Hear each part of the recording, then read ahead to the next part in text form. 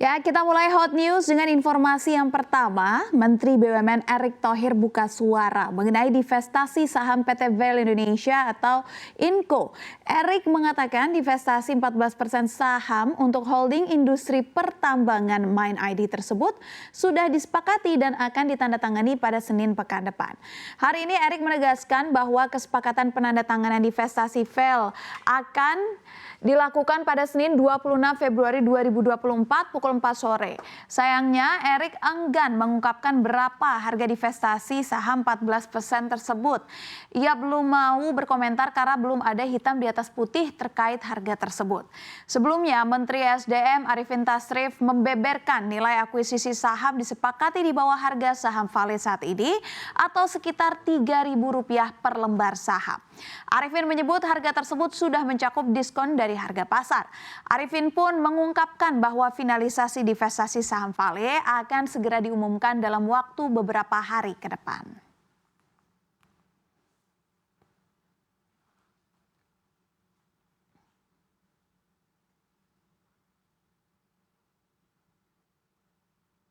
Informasi berikutnya seputar pemilu serentak pemirsa. Pasangan Prabowo Gibran masih unggul jauh dari Anies Muhaimin dan juga Ganjar Mahfud dalam real count Sirekap KPU. Sementara itu data sementara KPU juga masih belum berubah. Dalam pemilu legislatif hanya 9 parpol yang berpeluang besar melenggang ke Senayan.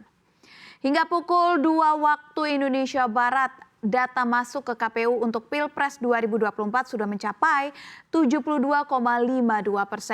Prabowo Gibran masih unggul dengan meraih 58,68% suara. Menyusul di belakangnya ada Anies Muhaimin dengan 24,25%. Sementara itu Ganjar Mahfud meraih 17,07 suara.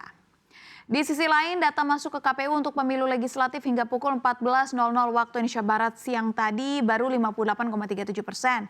Jika merujuk ambang batas masuk parlemen 4%, maka hanya 9 parpol yang lolos ke Senayan berdasarkan data sementara.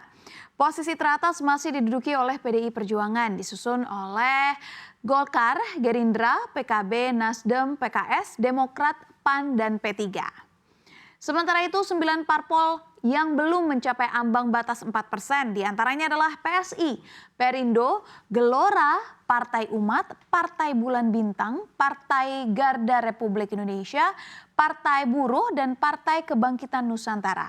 Bahkan Partai Hanura pun berpeluang besar terlempar dari Senayan, lantaran hingga siang tadi hanya mengantongi 0,77% suara.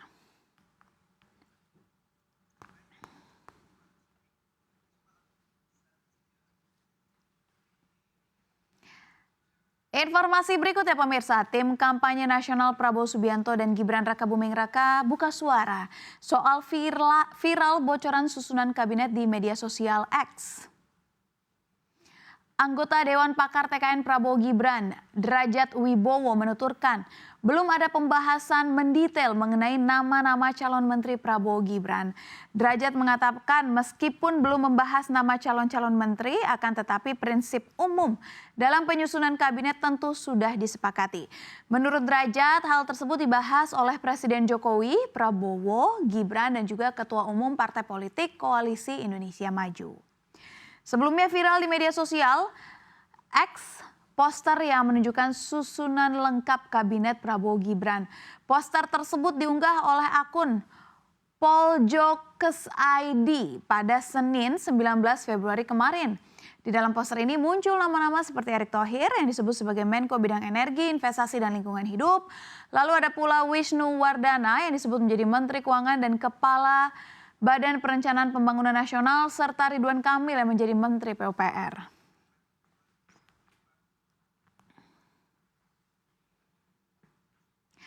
Masih seputar Pilpres, pemirsa, pasangan calon nomor urut 1 Anies Muhaimin kembali muncul di hadapan publik.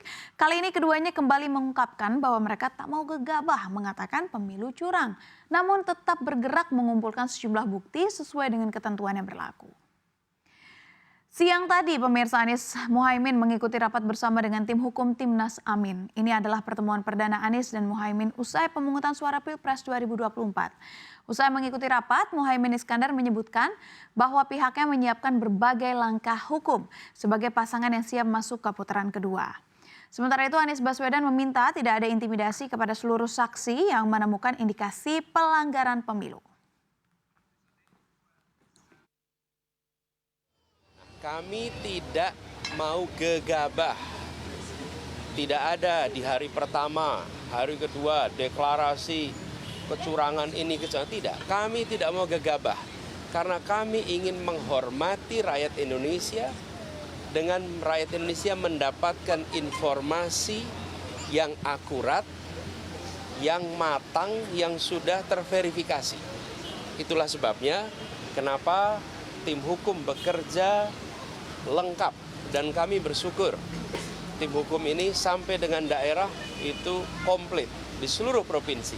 Yang jelas bagi kami sekarang, kami ingin agar semua informasi yang terkumpul terverifikasi, solid, dan kami minta kepada semua jajaran aparat pemerintah, jangan ada yang mengintimidasi mereka-mereka yang mau bersaksi.